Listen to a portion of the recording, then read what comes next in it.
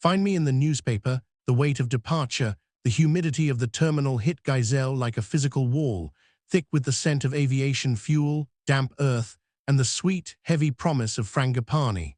Outside the floor-to-ceiling glass of the airport, the tropical sky was a bruised shade of violet, heavy with unshed rain.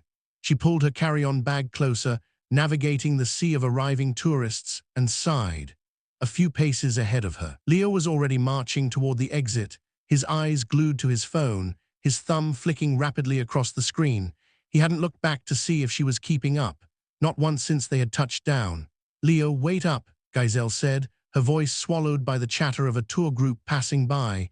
"The resort shuttle driver is supposed to be waiting by the currency exchange." Leo stopped, but he didn't turn around immediately.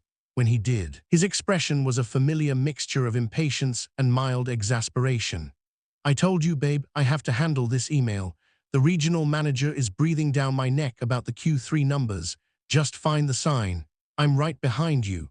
Right behind me, Gizelle thought, but miles away. This trip was supposed to be their reset. After 3 years of an off-and-on relationship that felt more like a series of negotiations than a romance, Leo had surprised her with these tickets to a secluded tropical island. He had promised no laptops, no work calls, just the two of them. Yet within 10 minutes of their layover, the laptop had come out, the Bluetooth earpiece had been wedged into his ear, and the old, familiar weight in Gizelle's chest had returned. She stepped toward the currency exchange kiosk, scanning the crowd of drivers holding cardboard signs. Amidst the sea of names, her eyes caught a small wooden placard painted with the logo of the Coral Sanctuary Resort. Standing right next to the driver holding the placard was a man. He was dressed in a simple, slightly rumpled linen shirt, his hands shoved into the pockets of his dark trousers. He had a quiet, grounded presence that seemed entirely out of place in the chaotic, fluorescent-lit terminal. He was looking out at the bruised sky, a faint, thoughtful frown creasing his brow. Beside him, a woman with immaculate, sleek blonde hair and a perfectly tailored travel outfit was speaking in a brisk, clipped tone to the resort driver. "Is there really no private car?" the woman was asking, her voice carrying over the din. "We booked the premium villa. I was under the impression the transfer would be exclusive." "I am very sorry, ma'am," the driver apologized, bowing his head slightly. "Because of the weather warning. The resort is consolidating the transfers to get everyone across the bay before the harbor master closes the docks." "Weather warning," the woman repeated, her tone sharpening. "It's just a little rain." "Actually, Clara, they said there's a tropical depression forming off the coast," the man in the linen shirt said softly. His voice was low, carrying a warm, resonant quality that immediately drew Gizelle's attention. "They're predicting a pretty significant storm. We should probably just get on the shuttle." "We paid for luxury, Dan, not a crowded van," Clara replied, though she sighed and conceded, stepping back to let the driver take her designer luggage. As Clara moved, Dan turned his head. His eyes swept across the crowd and locked directly onto Gizelle. For a fraction of a second, the bustling airport seemed to quiet. It wasn't a dramatic, movie-like moment, but rather a sudden, sharp realization of presence. He had deep, observant eyes, the color of dark slate, that seemed to look at her not just through her. Gizelle felt a sudden, inexplicable prickle of warmth on the back of her neck. She quickly looked down at her own hand, clearing her throat, and stepped forward. "Excuse me, are you the driver for the Coral Sanctuary?" "Yes, ma'am," the driver said, his face lighting up. "Are you Ms. Garcia?" "Yes, Gizelle Garcia and my partner." She turned, looking back. Leo was still 10 feet away. His back turned, gesturing wildly as he argued with someone on his earpiece. "Is just finishing a call." Dan watched her. There was no judgment in his gaze, only a quiet, understanding curiosity. He offered a small, polite nod. "Looks like we're heading to the same place. I'm Dan." "Gizelle," she said, offering a tentative smile. "And I'm Clara," the blonde woman intervened, stepping back into the space. She offered Gizelle a brief, practiced smile that didn't quite reach her eyes. "Dan's partner. Hopefully this shuttle journey isn't too agonizingly long. I've had a headache since Taipei." "It's about 45 minutes to the ferry and then a 20-minute boat ride," Dan explained, his eyes lingering on Gizelle for just a beat longer than necessary. "If the sea doesn't get too rough." "Don't say things like that, Dan. You know I get seasick," Clara muttered, adjusting her sunglasses on top of her head. At that moment, Leo finally jogged over, tucking his phone into his pocket. He didn't introduce himself to Dan or Clara. He simply grabbed Gizelle's arm gently. "All right, let's get this show on the road. The reception on this island better be decent, or I'm going to lose my mind." Gizelle felt a quiet pang of embarrassment. She offered Dan a small, apologetic grimace, which he met with a reassuring, barely perceptible shrug. As they walked out into the heavy, humid air toward the waiting shuttle, Gizelle looked up at the sky. The clouds were rolling in fast, curling like dark smoke across the tops of the distant, emerald-green mountains. The shuttle ride was a study in silence. Leo spent the entire journey attempting to tether his tablet to his phone's weak signal, muttering under his breath every time the connection dropped. Next to Gizelle, the window was cool against her forehead. She watched the tropical landscape blur past, vibrant green banana palms, small roadside fruit stands draped in blue tarps, and local residents hurrying to secure their shutters against the impending wind. Across the aisle, Clara had put on a sleep mask, her head tilted back against the headrest, completely tuned out. But Dan was awake. Every time the shuttle bounced over a pothole, Gizelle would catch his reflection in the window glass. He was looking out at the storm clouds. Too, but unlike the others, he didn't look annoyed or anxious. He looked almost peaceful, as if the impending chaos of the weather was a relief compared to whatever was happening inside his own head. Once, when the van hit a particularly deep rut, Gizelle's purse slid off her lap, spilling her notebook, a couple of pens, and a paperback novel onto the floor. Before she could bend down in the cramped space, Dan had already leaned across the aisle. His long fingers deftly gathered her pens and picked up the book. He paused, looking at the cover. It was a dog-eared copy of poetry. "Good taste," he murmured, his voice low enough that it didn't disturb Clara or draw Leo's attention from his screen. He handed the book back to her, his fingers brushing against hers. A sudden electric jolt shot up her arm, and she quickly pulled her hand back, clutching the book to her chest. "Thanks," she whispered. "It's a habit. I like having something real to read when the world gets too noisy." Dan's eyes softened. "I know exactly what you mean." He sat back in his seat, but the silence between them for the rest of the drive no longer felt empty. It felt charged, filled with an unspoken dialogue that neither of them dared to initiate. By the time they reached the ferry terminal, the wind had picked up significantly. The ocean was no longer the postcard-perfect turquoise Gizelle had seen in the brochures. It was a churning, white-capped slate gray. The palm trees lining the dock were bending precariously, their fronds clattering like dry bones in the gale. "This is madness," Clara declared, holding onto her wide-brimmed hat as they stood on the wooden dock. "Look at those waves. Is this ferry even safe?" The ferry was a sturdy, double-decker wooden boat, built to withstand the temperamental local waters, but even now it was rocking violently against its moorings. "It's fine, Clara," Dan said, hoisting their duffel bags onto his shoulders. He looked remarkably steady on his feet, his gaze drifting over to Gizelle, who was struggling with her own heavy suitcase. Leo had already walked ahead to board, shouting over the wind to a deckhand about where to store his briefcase. Dan walked over to Gizelle. "Here, let me take that." "Oh no, I can manage." "I've got it," he said, his tone gentle but firm. He took the handle of her suitcase, his shoulder brushing against hers. "Your boyfriend seems preoccupied. He's just stressed." Gizelle found herself defending, though the words tasted like ash in her mouth. Work shouldn't follow you to paradise," Dan said softly. He carried her bag down the slick wooden ramp and onto the boat, placing it securely in the luggage hold next to his own. When he turned back to her, the wind blew a dark strand of hair across his forehead. For a second, standing on the rising and falling deck of the boat, they were incredibly close. She could smell the faint scent of rain, cedar, and sea salt on him. "Thank you, Dan," she said, her voice barely carrying over the roar of the engine. "Anytime, Gizelle," he replied. The journey across the channel was rough. The boat groaned as it crested the swells, crashing down into the troughs with bone-jarring thuds. Clara spent the entire 20 minutes with her head in her hands, while Leo sat on the bench opposite them, looking pale and clutching his stomach, his phone finally rendered useless by the complete lack of signal. But Gizelle didn't feel afraid. Every time the boat took a particularly violent plunge, she would catch Dan's eye from across the cabin. He would offer a calm, steadying smile, and a strange, anchoring peace would wash over her. It made no sense. She didn't know this man. Yet, in the middle of a gathering tempest, his presence felt like the only stable thing in the world. The Coral Sanctuary Resort was beautiful, even under the dark, threatening sky. Nestled in a private cove, its thatched roof villas climbed up the steep, jungle-covered cliffs, overlooking a white sand beach that was currently being swallowed by the rising tide. The lobby was an open-air pavilion with high bamboo ceilings, but the staff was hurriedly pulling down heavy canvas storm shutters as the guests arrived. "Welcome, welcome," the resort manager said, his voice tense despite his professional smile. "Please step inside. We are assigning everyone to their villas immediately. We ask that once you are checked in, you remain in your rooms. The storm is moving faster than anticipated, and we expect the power to go out within the hour. We have generators, but safety is our main priority." "Great, just great," Leo muttered, running a hand over his face. "No beach, no sun, and probably no Wi-Fi. We will do our best to keep everyone comfortable, sir," the manager reassured him politely.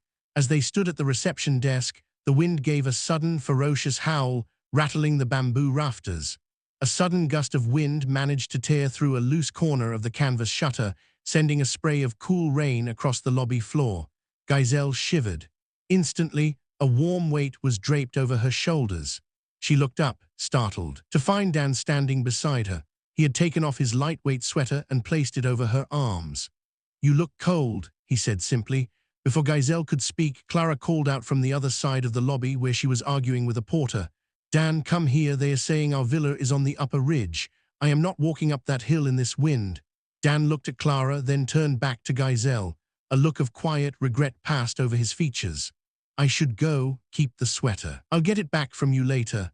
"Dan, wait." But he was already walking away, his tall frame moving toward Clara's side. Gizelle pulled the sweater tighter around her. It was warm, smelling of cedarwood and the clean scent of the rain. She looked down at her hands, her heart beating a little faster. "Gizelle, come on," Leo said, grabbing their key cards from the desk.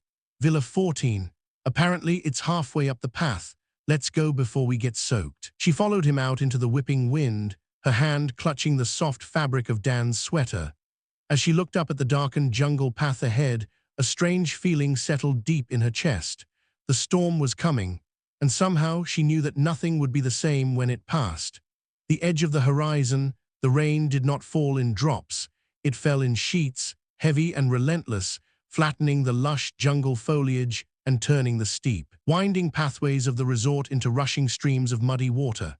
Inside Villa 14, the air was thick and humid, smelling of damp wood and the faint, sweet scent of lemongrass incense that had been lit before their arrival.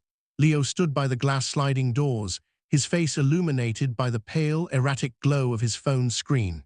He held the device high above his head, practically pressing it against the glass, as if he could physically pull a signal out of the darkening sky. "Nothing," he muttered, letting his arm drop with a heavy sigh. "Not even a single bar. This is a joke. How can a five-star resort not have a backup satellite connection?" Gizelle sat on the edge of the king-sized bed, still wearing Dan's damp linen sweater. She had wrapped it tightly around herself, taking a quiet, almost guilty comfort in its lingering warmth. "Leo, they said it's a tropical depression," she said softly, her voice barely carrying over the deafening roar of the rain drumming against the thatched roof. "The whole island is shutting down. Even if you had a signal, everyone back home is probably sleeping anyway." "That's not the point, Gizelle," Leo said, turning around, his face etched with frustration. "I have a pitch deck to deliver by Monday morning. If I can't access the shared drive, I'm dead in the water. I told you we should have gone to Bali. At least there, the infrastructure can handle a little breeze." "A little breeze," Gizelle thought, looking past him at the trees outside bending at terrifying angles. She swallowed the sigh that rose in her throat. She had spent the last 3 years keeping her own needs quiet, shrinking herself to fit into the spaces Leo left behind. Every time they broke up, she convinced herself that she was being too demanding, that love was about compromise and patience. But looking at him now, so utterly consumed by a world thousands of miles away while the earth literally shook around them, the familiar ache of loneliness returned, sharper than ever. Suddenly the lights flickered. Once, twice. Then with a soft, final pop, the room plunged into pitch darkness.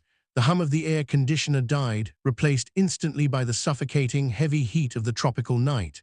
"Fantastic," Leo snapped. "Unbelievable." He fumbled in the dark, the harsh white beam of his phone's flashlight cutting through the gloom. I'm going down to the lobby. They must have a generator running there, or at least some kind of emergency setup where I can charge my devices and see if they have a landline. Leo, wait, Gizelle said, standing up. The darkness felt vast and unpredictable. The manager said to stay in our rooms.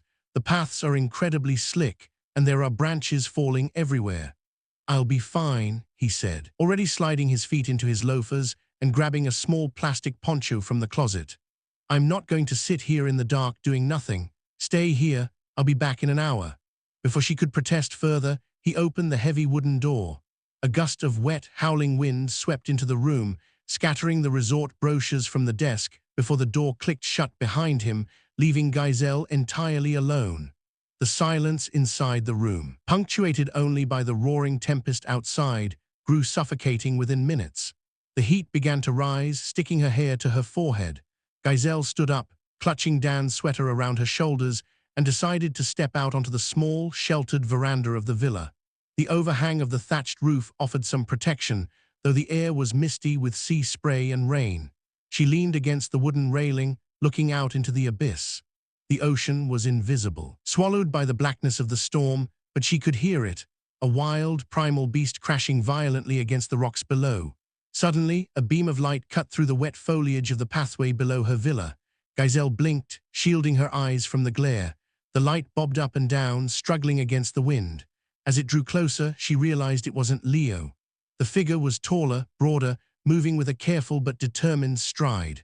The flashlight beams swept upward, catching her standing on the veranda. Gizelle, the voice was muffled by the wind, but she recognized the low, steady cadence instantly. Dan, she called out, leaning over the railing. What are you doing out here?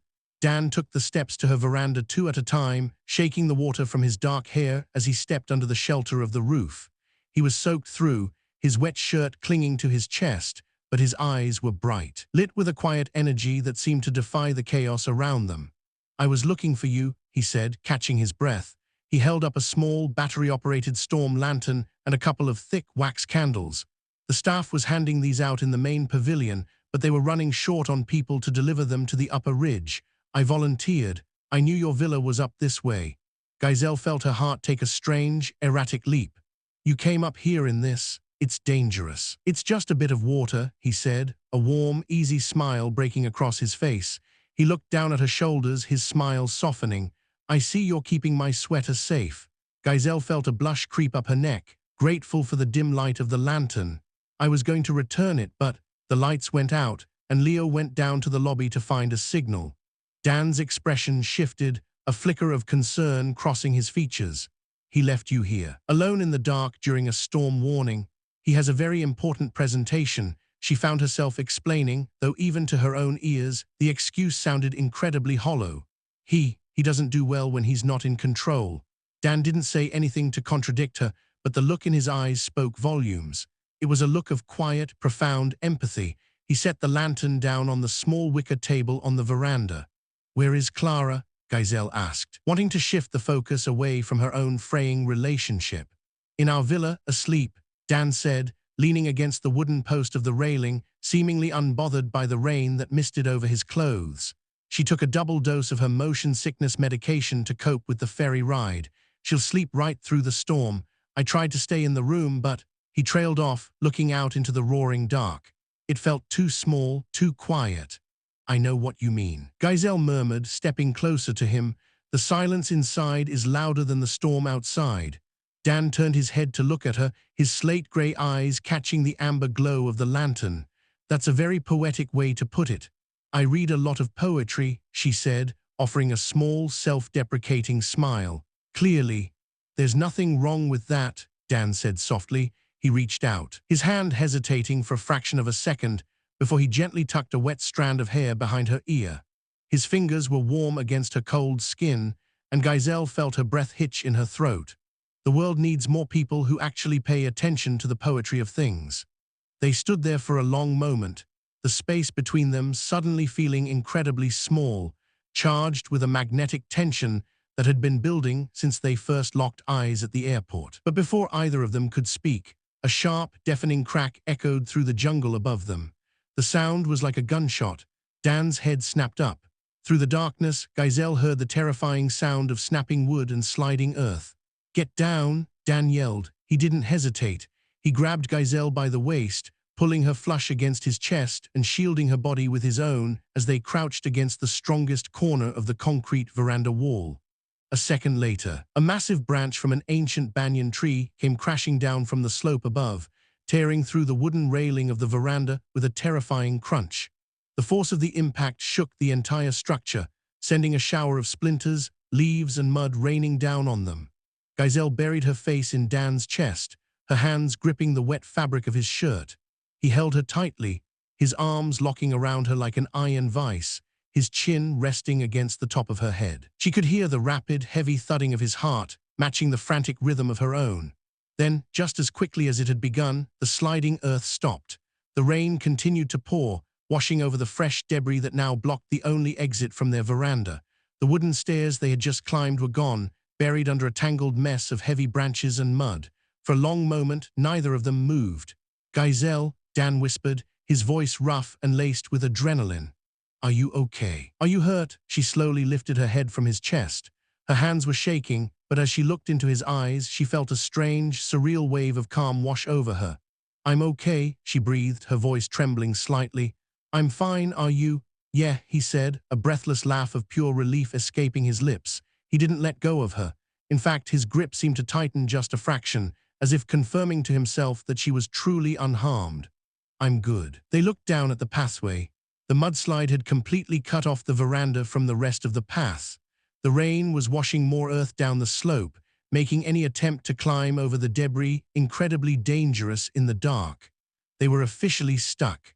And for the first time that night, as Gizelle looked at the stranger holding her in the middle of a tropical tempest, she realized she wasn't afraid at all. The sanctuary of the dark, the wind shrieked through the broken gap where the veranda railing had been, carrying with it a spray of cold, salty rain that threatened to extinguish the low-burning storm lantern.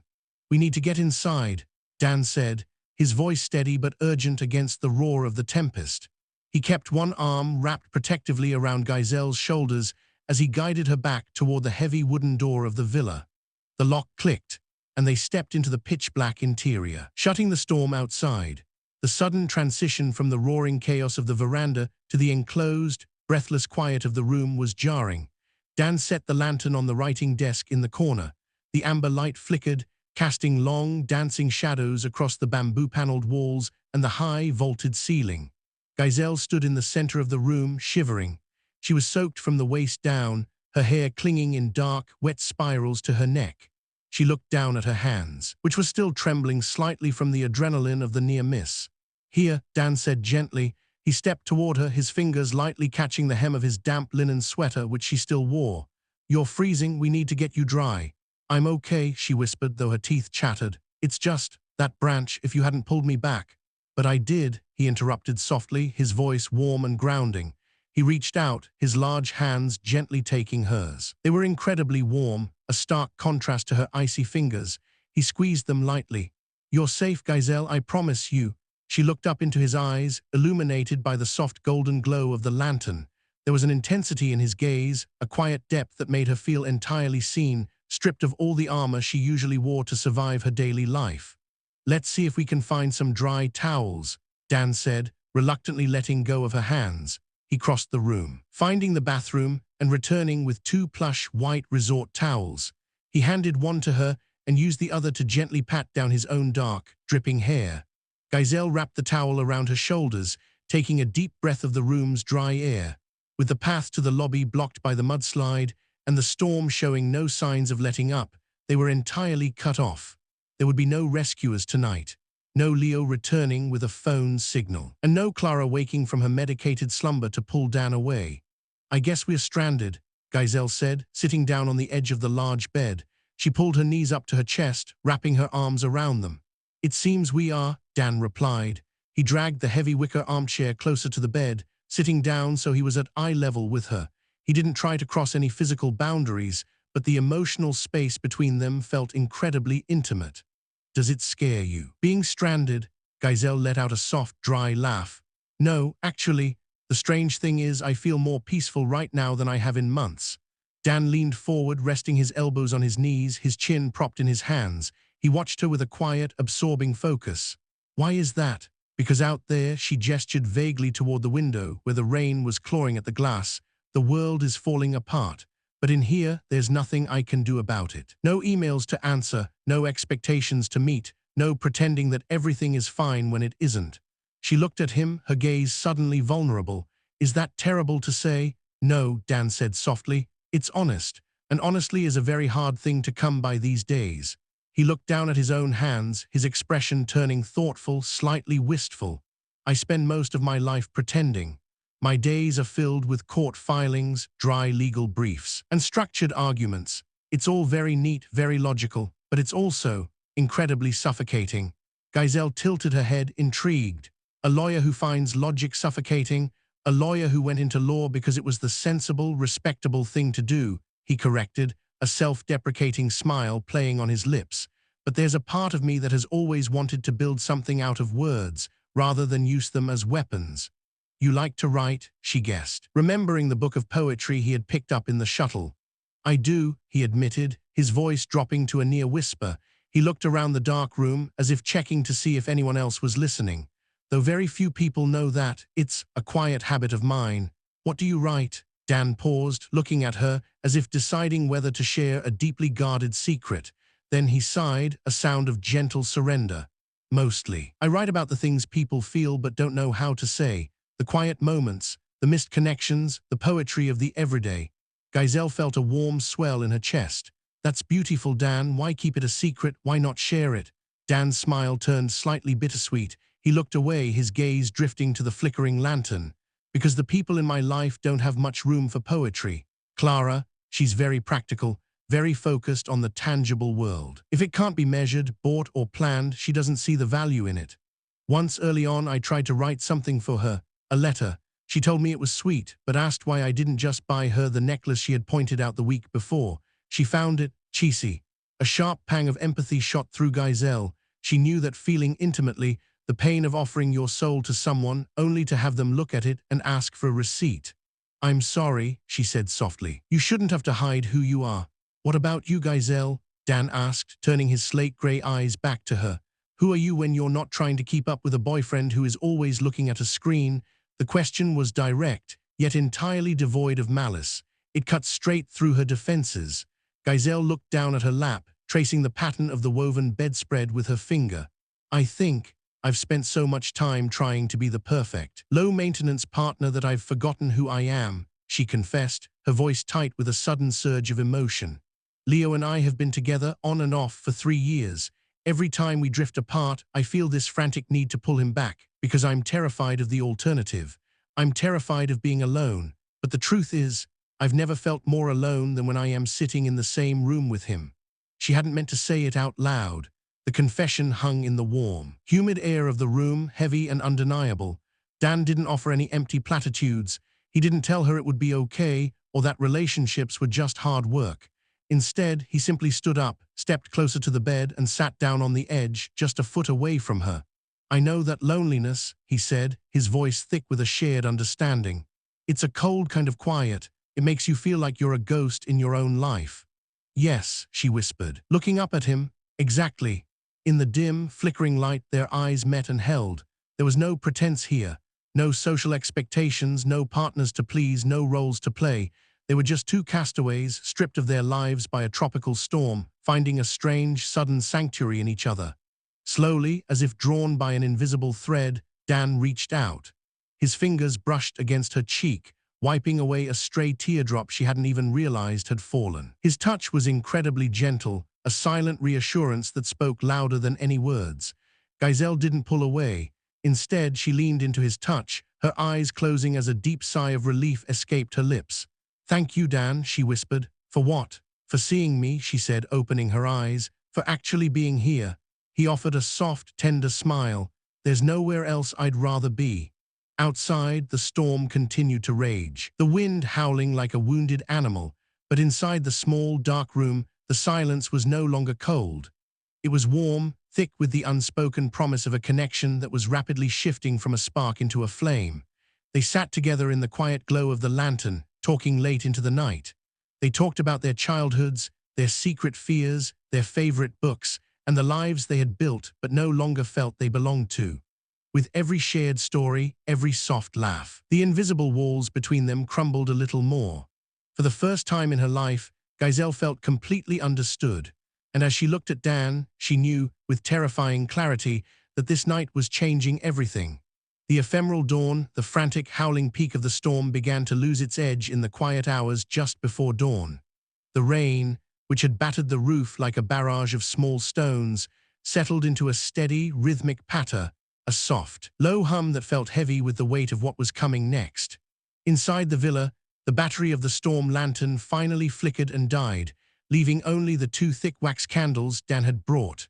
Their low, amber flames danced gently in the draught, casting long, nervous shadows across the room. They had not slept.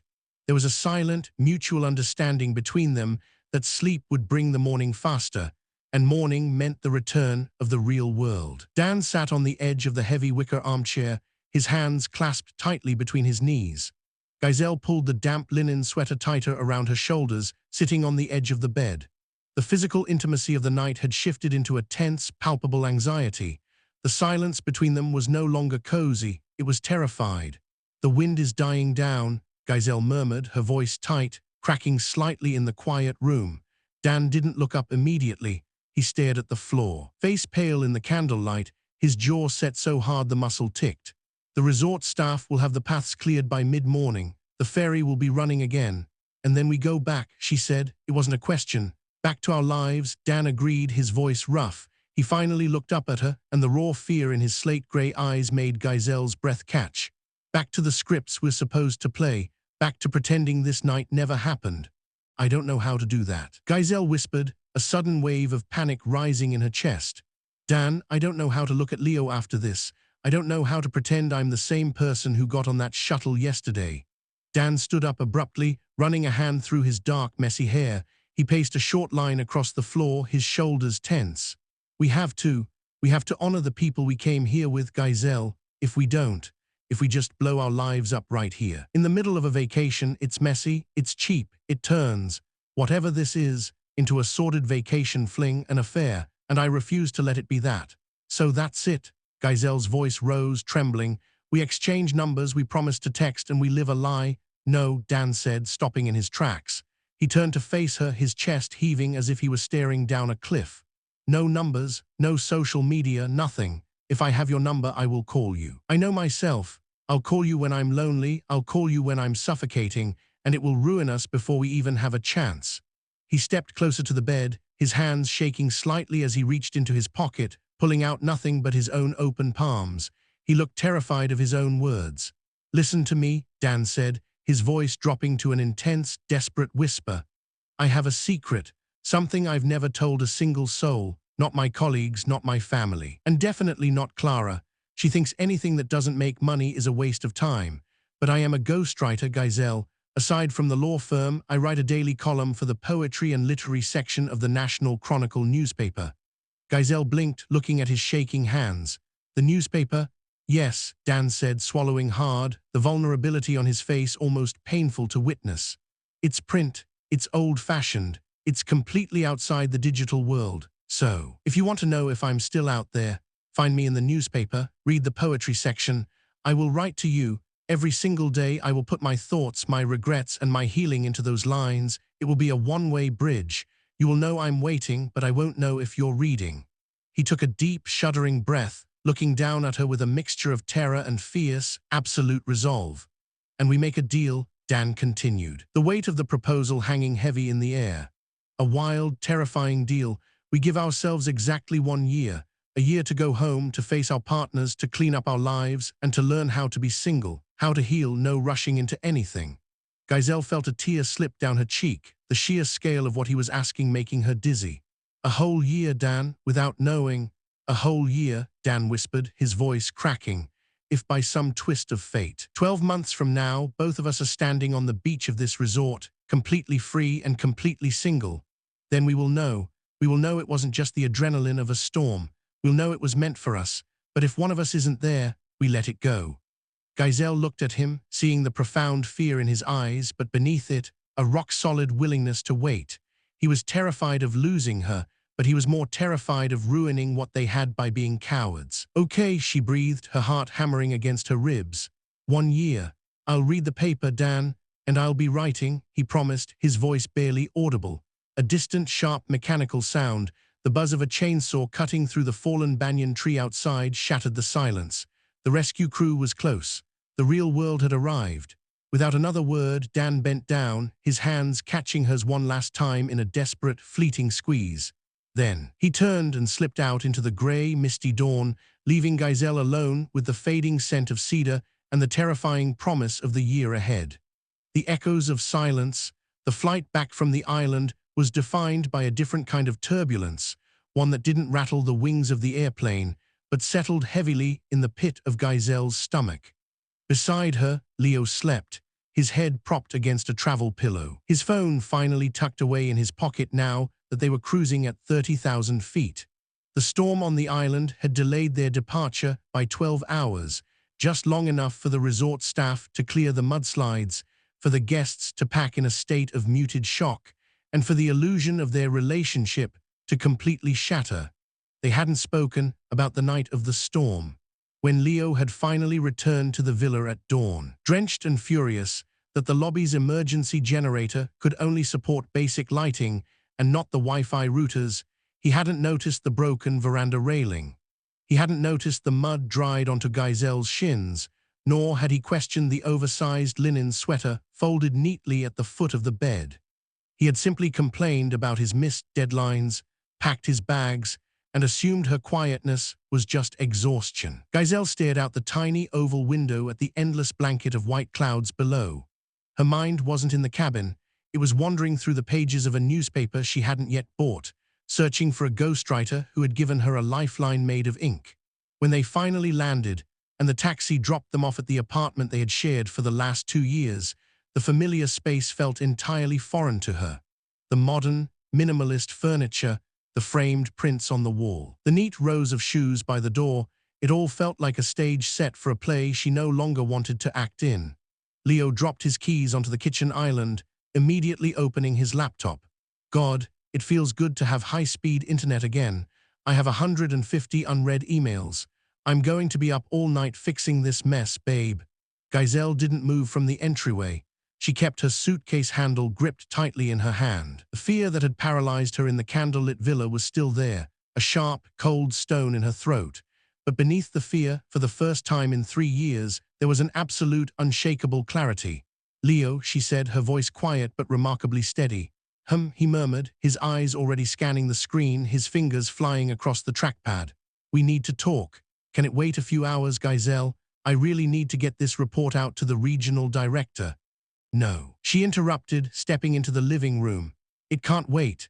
Something in her tone must have registered because Leo's fingers paused on the keyboard. He looked up, a slight impatient frown creasing his forehead. "What's wrong? Are you still upset about the trip?" "Look, I know the weather sucked, but I couldn't control the tropical depression. It's not the weather, Leo, it's us," she said, the words tumbling out before she could lose her nerve. "We are done." Leo stared at her, a low, dismissive chuckle escaping his lips. "What do you mean we are done? Gizelle, come on, we just got back from vacation. If this is about me working on the trip, I apologized." "It's not about you working on the trip," she said, shaking her head. The tears were coming now, hot and silent, but she didn't look away. "It's about the fact that you're always working, you're always somewhere else. And when you're not somewhere else, I'm just a placeholder for you, a habit. We break up. We get back together because it's comfortable, because we're afraid of being alone. But I am alone, Leo. I've been alone in this apartment for a long time." Leo stood up, his impatience turning into defensive anger. "That's not fair. I work hard to provide for us, to make sure we can afford trips like this." "I don't want the trips, Leo. I wanted you," she cried out, the raw truth of it echoing off the bare walls. "But more than that, I want myself back. I've spent 3 years shrinking who I am, ignoring the text messages I saw on your phone 6 months ago from that girl at your office, pretending I didn't know you were looking for something else, because I was too terrified to face the alternative." Leo froze, the color draining from his face, as the mention of his infidelity hung undeniably between them. He opened his mouth to speak, to offer the same practiced excuses he had used before, but Gizelle held up a hand. "Don't," she whispered. "Please don't lie to me anymore. I'm not mad. I'm just tired. I'm moving out. I'm going to stay at my sister's place until I find a small apartment of my own." "Gizelle, you're being hysterical," he tried, stepping toward her, but the lack of real conviction in his voice was devastating. "You can't just throw away 3 years over a bad trip." "I'm not throwing it away," she said, wiping her face with the back of her hand, a profound sense of lightness suddenly blooming in her chest. "I'm finally letting it go." It took her less than an hour to pack her essentials. As she walked out of the apartment, leaving the keys on the counter next to his laptop, she didn't look back. She stepped out into the crisp autumn air of the city, the heavy weight that had rested on her shoulders for years suddenly evaporating. She was single, she was terrified, but for the first time in her adult life, she felt completely, undeniably free. Thousands of miles away, on the upper floor of a sleek, glass and steel office building in the city's financial district, Dan stood by the window of his office. A heavy legal brief lay open on his desk, but he hadn't read a single line of it. His eyes were fixed on the grey skyline, his thoughts lingering on the ghost of a woman who had worn his linen sweater in the dark. The door to his office clicked open, and Clara walked in, balancing a salad container and a high-end designer shopping bag on her arm. "The traffic downtown is an absolute nightmare," she sighed, dropping the shopping bag onto his leather sofa and sitting down. "I had to return that dress from the resort boutique. The stitching was completely subpar for what they charged. Honestly, that entire island was a disaster. My skin is still breaking out from the humidity." Dan turned slowly from the window. He looked at Clara, her immaculate hair, her perfectly tailored suit, her absolute certainty that the world revolved around her convenience. For 2 years, he had convinced himself that this was what a mature, successful life looked like. He had convinced himself that love was supposed to be a partnership of convenience, a mutual agreement to share an address and attend corporate dinners together. But a single night in a dark villa, listening to a stranger talk about the poetry of the everyday, had ruined the lie forever. "Clara," Dan said softly, "Did you review the contract for the merger yet? My father was asking if your firm was ready to sign off on the compliance clauses." "We need to talk about us," Dan said, stepping away from the window and standing behind his desk. He didn't sit down, he needed to stay grounded. Clara paused, a forkful of salad halfway to her mouth. She looked at him, her eyes narrowing slightly. "What about us?" "If this is about me being irritable during the storm, Dan, I told you I had a migraine. I really don't have the energy for an emotional post-mortem right now." "We are breaking up, Clara," he said clearly. The room went entirely still. Clara slowly lowered her fork, her expression shifting from annoyance to cold disbelief. "Excuse me, we are breaking up," Dan repeated, his voice carrying a firm, quiet resolve that surprised even himself. "This relationship, it isn't working. It hasn't been working for a long time." "Are you insane?" Clara stood up, her voice rising in sharp, clipped syllables. "Because of a bad vacation, because I didn't want to hike up a muddy hill in a storm, Dan, we have a life planned. We're supposed to look at apartments in the Upper East Side next month. My father just recommended you for the senior partner track." "I know," Dan said, his heart hammering against his ribs, terror of what he was doing making his hands shake, just as they had on the island. But beneath the terror, there was a desperate survivalist need to be honest. "Your father has been very generous, and I am grateful for the opportunities, but I don't love you, Clara, and you don't love me. You love the idea of a stable, successful lawyer who fits neatly into your schedule. You don't actually see me, you never have." "This is ridiculous," she snapped, her eyes flashing with anger. "You're having some kind of midlife crisis. Who cares about being seen, Dan? We are adults, we have a partnership, we have status." "I care," Dan said quietly. "I care about it more than the status. I'm sorry, Clara, I really am, but I can't live a lie anymore. I'm moving my things out of the condo tonight." Clara stared at him, her chest heaving, her pride wounded far more than her heart. "Fine," she hissed, grabbing her designer bag from the sofa. "If you want to throw away your career and a comfortable life for some pathetic, romantic fantasy, go right ahead. But don't you dare come crawling back when you realize how cold it is out there on your own." She slammed the door behind her, the glass panels rattling in the frame. Dan stood alone in his office. His hands were shaking violently now, the adrenaline of the confrontation coursing through his veins. He had just blown up his predictable, secure future. He had disappointed his firm, alienated a powerful client, and chosen a path of complete uncertainty. He sank into his leather chair, buried his face in his hands, and let out a long, ragged breath that sounded halfway between a sob and a laugh. He was terrified. He was entirely alone. But as he reached into his desk drawer and pulled out a blank yellow legal pad and a smooth black ink pen, he felt a sudden, electric surge of creative fire. He set the pen to the paper. He couldn't send her a text. He couldn't call her voice. But he could write. "Find me in the newspaper," he thought, his lips parting in a small, frightened yet brilliantly willing smile. He began to write his very first column as a truly free man. Ink and paper heartbeats, the transition into a solitary life did not happen with a grand flourish. It arrived in the quiet, mundane details of a small, one-bedroom apartment on the 5th floor of an old brick building. For Gizelle, the first few months were a lesson in learning how to occupy space by herself.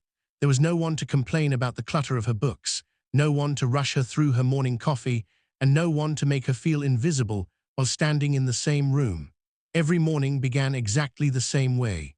Before the sun had fully cleared the city skyline, Gizelle would wrap a knitted shawl around her shoulders, walk down the 5 flights of stairs, and step out onto the quiet, misty street. 2 blocks away stood a small, green-painted newsstand run by an elderly man named Mr. Abernathy, who had come to recognize the quiet, determined look in her eyes. Without a word, he would hand her a copy of the National Chronicle, freshly printed, the ink still carrying that sharp, metallic scent that belonged exclusively to the physical world. Gizelle would walk back to her apartment, brew a single cup of chamomile tea, and sit by the window that overlooked a small community garden. She didn't open the front page. She didn't look at the politics, the international crises, or the local gossip. Instead, her fingers would eagerly flip straight to the back section, the literary and poetry corner, tucked away beneath the daily crossword puzzle. And there, true to his word, was the midnight scribe. The first few weeks of columns were raw, fragmented, and heavy with the ache of transformation.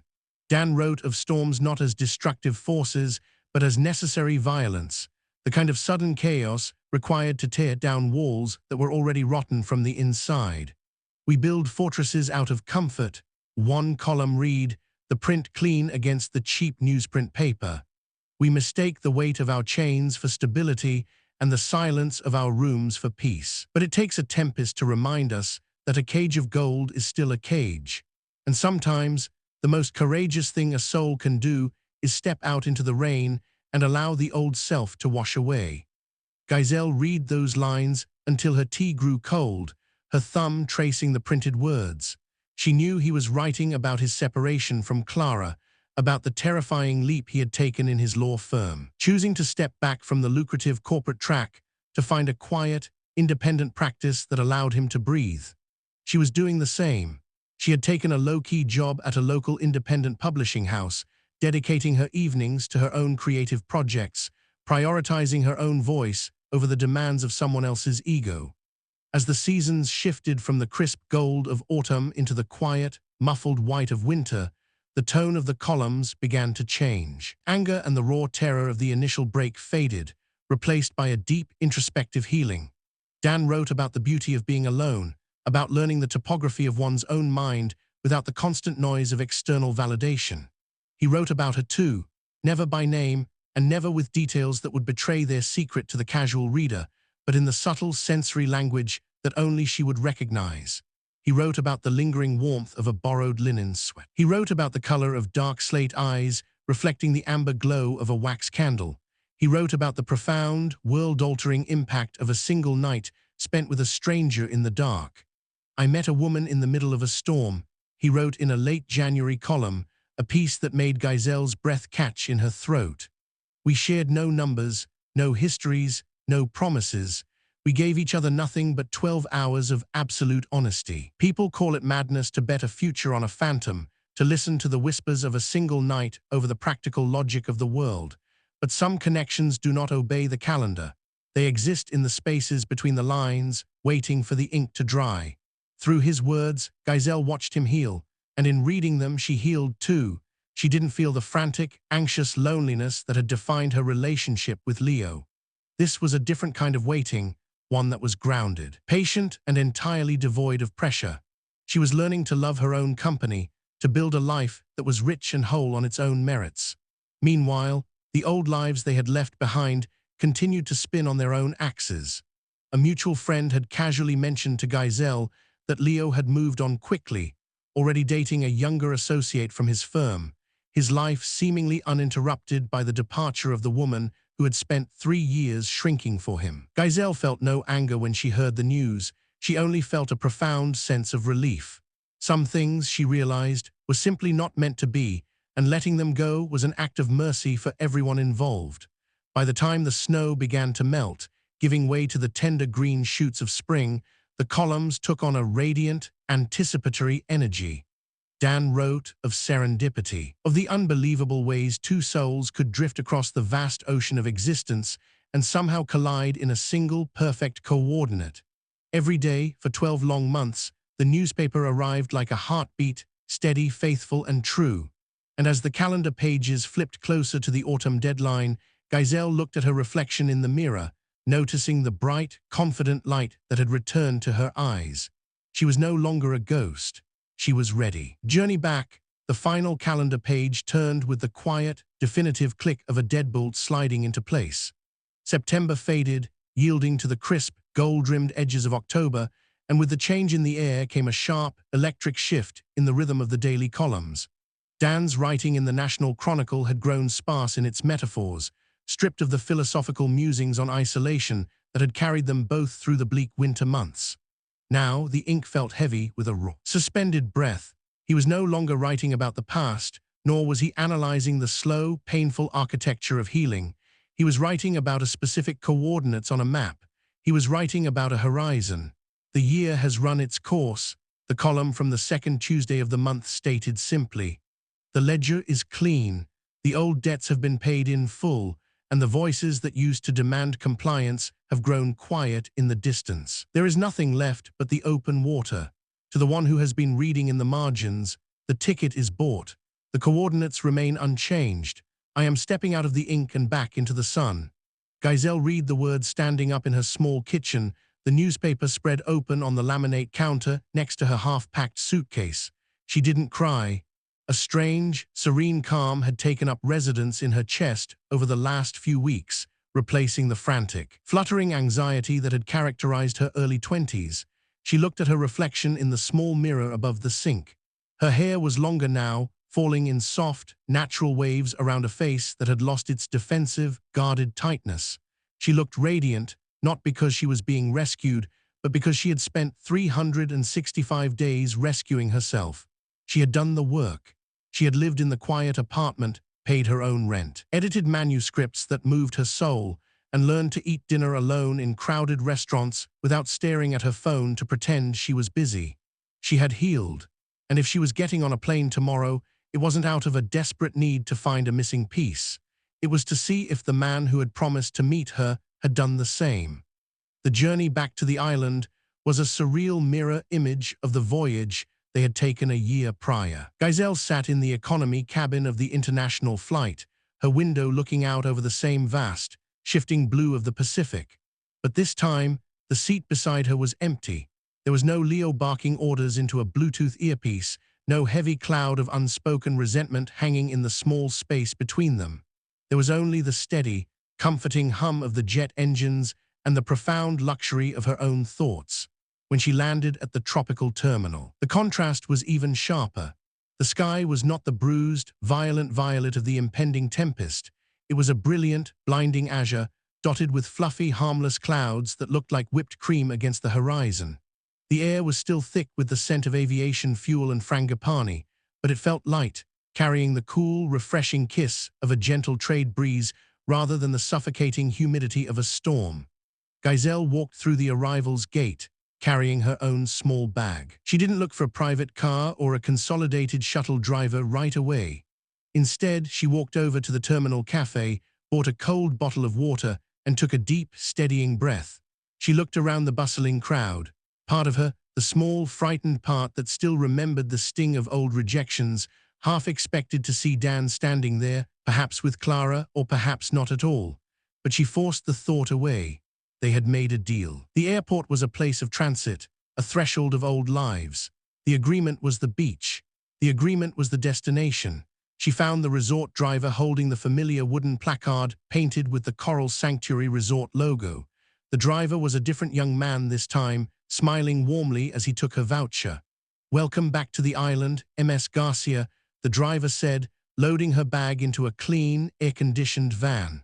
"We have beautiful weather for your stay. No storms this week." "Thank you," Gizelle smiled, stepping into the vehicle. The drive through the tropical landscape was no longer a blur of dark panic seen through a rain-streaked window. She watched the vibrant green banana palms sway gently in the breeze, the local fruit stands bustling with tourists, and the clear, sparkling water of the bay opening up before them as they approached the harbor.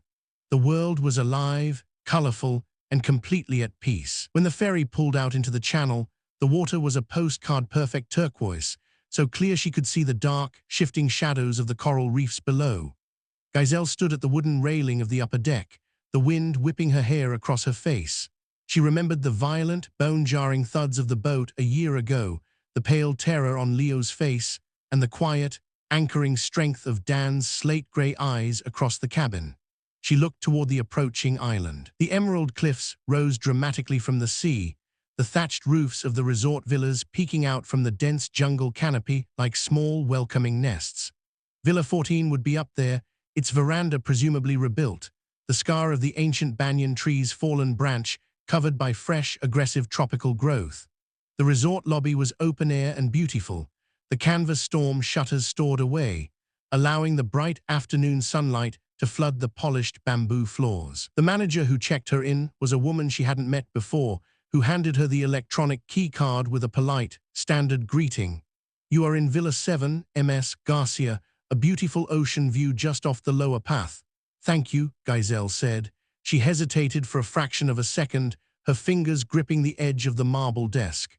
"By any chance, do you have a guest registered under the name Daniel Vance?" The receptionist's fingers flew across the keyboard for a moment, her eyes scanning the screen. She looked up, offering a professional, neutral smile. "I'm sorry, ma'am, but we cannot disclose guest registration details for privacy reasons. But if you are expecting someone, the resort concierge can hold a message for them." "No," Gizelle said quickly, a small, breathless smile touching her lips. "No message, thank you." She walked down the stone pathway toward her villa, her heart beginning to beat with a faster, more insistent rhythm. The waiting was almost over. The year of ink and paper, of silent compliance and separate healing, was narrowing down to a matter of hours. She entered her room, which was bright, clean, and filled with the scent of fresh white orchids. She didn't unpack. She walked straight to the sliding glass doors, threw them open, and stepped onto the veranda. Below her, the private white sand beach of the cove stretched out in a perfect crescent curve, the small, gentle waves lapping lazily against the shore. The sun was beginning its slow, spectacular descent, painting the sky in brushstrokes of rose, apricot, and deep, shimmering gold. It was the exact hour they had agreed upon. Gizelle turned back into the room, changed into a simple, sleeveless white sundress, and kicked off her sandals. She wanted to feel the earth beneath her feet. She wanted to walk into her future without any armor, without any pretenses, completely bare to the world. As she stepped out onto the warm sand of the pathway leading down to the beach, the fear finally vanished, completely consumed by a radiant, unshakable willingness to see what fate had written for them. The convergence, the sand beneath Gizelle's bare feet was still warm from the day's sun, shifting softly with each step she took toward the water's edge. The cove was entirely quiet, save for the rhythmic, soothing sigh of the tide as it rolled in and out, leaving a glistening dark border on the white shore. The sky had deepened into a spectacular canopy of bruised gold and burnt amber, the very colors of the sunset she had memorized through a rain-streaked window a year ago. In her right hand, she clutched a small, rectangular wooden box tied with a simple piece of twine. Inside lay the secret chronicle of her year, a blank notebook she had bought on her very first day of singleness. For 365 days, she had carefully cut out the Midnight Scribe's daily column from the National Chronicle, pasting the metal-scented print onto the right-hand pages. And every single night, before she went to sleep, she had taken a fountain pen and written her response on the left-hand page facing his text. She had written to him about her fears, about the joy of finding her own apartment, about how his winter poems had kept her warm, and how his spring verses had given her the courage to believe in serendipity. It was a one-way communication that she had turned into a silent, parallel dialogue. She had healed by responding to him, keeping her end of an unspoken conversation alive in the dark. She stopped where the dry sand met the damp, packed earth near the water, her eyes scanning the sweep of the crescent beach. 100 yards away, standing right where the gentle surf lapped against the shore, was a man. He was dressed in a simple, familiar white linen shirt, his sleeves rolled up to his elbows, his hands shoved into the pockets of his dark trousers. He was looking out at the horizon, his tall frame cast in sharp silhouette against the gold leaf reflection of the sea. Gizelle's breath caught in her chest. The world seemed to drop away, the quiet rustle of the palm trees and the distant call of seabirds fading into absolute nothingness. It was him, as if sensing her presence. Dan turned his head. His slate-gray eyes swept across the sand and locked directly onto her. For a long, suspended heartbeat, neither of them moved. The memory of the terror they had felt in the candlelit villa, the fear of losing each other, the agony of the clean breaks they had to make, flashed between them. But as Dan took his hands out of his pockets and began to walk toward her, the fear vanished, replaced by a radiant, blinding certainty. His stride was fast, determined, his eyes never leaving her face. Gizelle broke into a run, the hem of her white sundress whipping against her shins, the warm sand flying beneath her bare feet. They met halfway across the beach. Dan didn't hesitate. He reached out, his long arms wrapping around her waist, lifting her slightly off the ground as he pulled her flush against his chest. Gizelle buried her face in the crook of his neck, her arms locking tightly around his shoulders. He smelled exactly as he had in the storm, of cedarwood, fresh rain, and the clean scent of the sea. But this time he was warm, steady, and entirely free. "You came," Dan whispered into her hair, his voice rough and thick with a year's worth of unshed tears. His grip was an iron vice, confirming to himself that she was real, that the phantom he had bet his life on was finally in his arms. "I never stopped reading," she breathed, pulling back just enough to look up into his face. Dan looked down at her, his hands coming up to cradle her cheeks, his thumbs wiping away the tears that were sliding down her smiling face.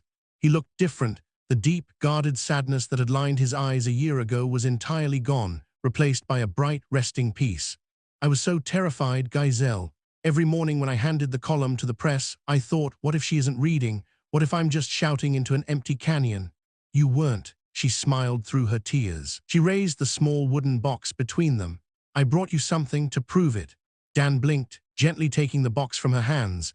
They walked over to a large, smooth piece of driftwood smoothed by the tides, sitting down side by side, their shoulders touching, their fingers instantly intertwining. With shaking hands, Dan untied the twine and lifted the lid of the box. He pulled out the notebook, his fingers running over the textured cover before opening the first page. He froze. On the right side was his very first column about the necessity of the storm. And on the left side, written in Gizelle's elegant, precise cursive, was her response from that exact date. "Today I left the keys on the kitchen counter. I walked out into the cold air and realized I hadn't taken a real breath in 3 years. Your words reminded me that the rain isn't punishment, it's a clean slate. I am single today, Dan, and I am learning how to breathe." Dan turned the page. Another column, and another beautifully raw, honest response from her. He flicked through the pages, watching the seasons change in his own print, and watching her soul unfold, heal, and grow right alongside his in the handwritten text. She hadn't just waited for him, she had walked the path with him, step for step, ink for ink. Dan stared at the notebook, his chest heaving as a single heavy tear dropped onto the paper. He looked up at her, his slate-gray eyes filled with a level of reverence and fierce, unadulterated devotion that made Gizelle's heart swell to the point of aching. "Gizelle," he choked out, his voice trembling with the sheer weight of his emotion. This is the best gift I have ever received in my entire life." You wrote back. Every single day you wrote back. "I told you," she whispered, leaning her forehead against his shoulder. "It wasn't a one-way bridge, Dan. We built it from both sides." Dan set the notebook carefully back into the box, closing the lid as if it held the most precious substance on earth. He turned to her fully, taking both of her hands in his gaze locking onto hers with absolute, unshakable finality. "The year is over," he said softly, the last remnants of the old scripts fading away into the tropical twilight.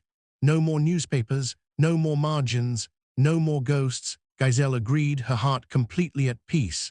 Dan smiled, a radiant, beautiful expression that lit up the darkening beach, and leaned down.